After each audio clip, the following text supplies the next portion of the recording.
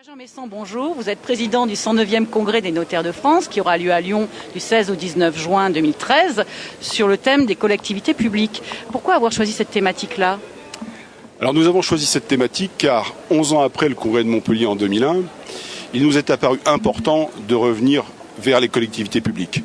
Depuis 2001, de grands changements sont intervenus et notamment la promulgation en 2006 du Code général des propriétés des personnes publiques. La promulgation de ce code a des conséquences importantes pour le notariat, puisque aujourd'hui, lorsqu'une collectivité travaille sur un projet, la question n'est pas de savoir si on va choisir un contrat, la question est de savoir quel contrat la collectivité va choisir pour mettre en place son projet.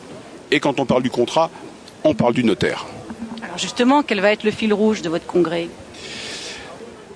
Nous avons choisi de développer un fil rouge relativement classique. Nous partons tout d'abord de la décision.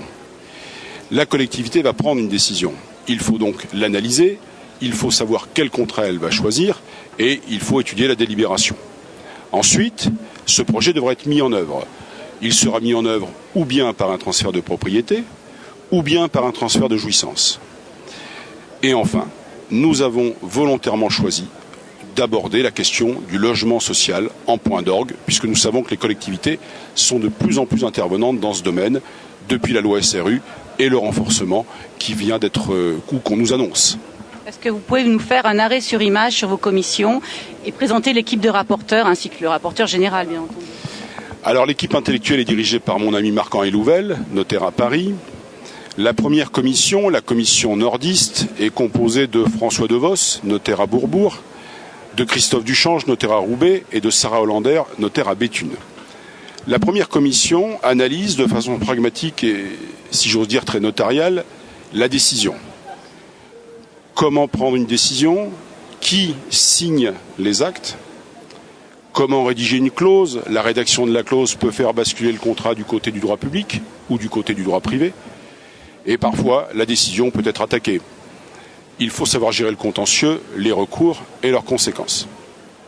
Une fois que la décision est prise, il faut la mettre en œuvre. C'est le travail de la deuxième commission qui va mettre en œuvre la décision au moyen peut-être d'un transfert de propriété. La deuxième commission est composée d'Henri Moret, notaire à Saint-Brieuc, et de Pierre Tarade, notaire à Paris. Là, nous sommes au cœur de notre pratique. Nous allons parler vente, nous allons parler échange, mais nous allons aussi évoquer les contrats spécifiques des collectivités publiques. Par exemple, la vente à l'euro symbolique. Par exemple, l'acquisition en état futur d'achèvement. Et puis nous aurons, si j'ose dire, un coin des amateurs. Nous évoquerons quelques belles gourmandises comme les biens sans maître ou les relations étroites entre la collectivité publique et la commande publique lorsqu'une opération est lancée. Comment analyser la vente par rapport à la commande publique et à la réglementation de droit communautaire. Mais parfois la collectivité peut ne pas vouloir aliéner son patrimoine et préférer la dissociation du foncier et du projet. C'est le domaine des transferts de jouissance, c'est le domaine de la troisième commission, composée de Marie-Hélène Perrault, notaire à Chevreuse, et de Bernard Delorme, notaire à Cholet. La troisième commission va travailler autour de la notion d'affectation. Cette notion est une notion absolument fondamentale aujourd'hui qui fait basculer le bien dans le domaine public ou dans le domaine privé. La troisième commission est aussi le théâtre de l'ingénierie juridique la plus subtile, avec notamment les autorisations d'occupation temporaire, constitutives de droit réel ou non, mais également des contrats dont on a beaucoup parlé, les partenariats publics-privés, même si la mode commence à passer un petit peu, au profit du bail emphytéotique administratif, le BEA, ou plutôt les BEA, parce que chaque fois qu'on a un problème, on fait un nouveau BEA. Et la quatrième commission ? La quatrième commission, elle est centrée sur le logement social, je vous l'ai dit. Nous avons volontairement voulu revenir sur le logement social. D'abord, on l'a dit, à cause de l'application des collectivités publiques dans le domaine, mais aussi des spécificités concrètes qui fait que chaque fois qu'on s'approche du logement social, on constate des dérogations au droit commun. Le droit de l'urbanisme, le droit de la vente ont des spécificités lorsqu'on arrive près du logement social.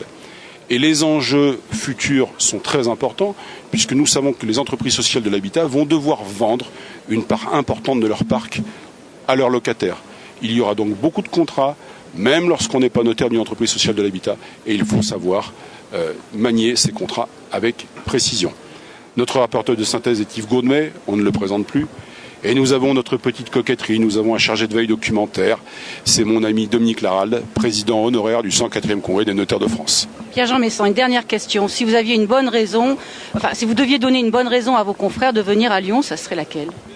Eh bien, c'est une matière qui peut paraître un peu éloignée, mais qui en fait est très proche de notre activité quotidienne.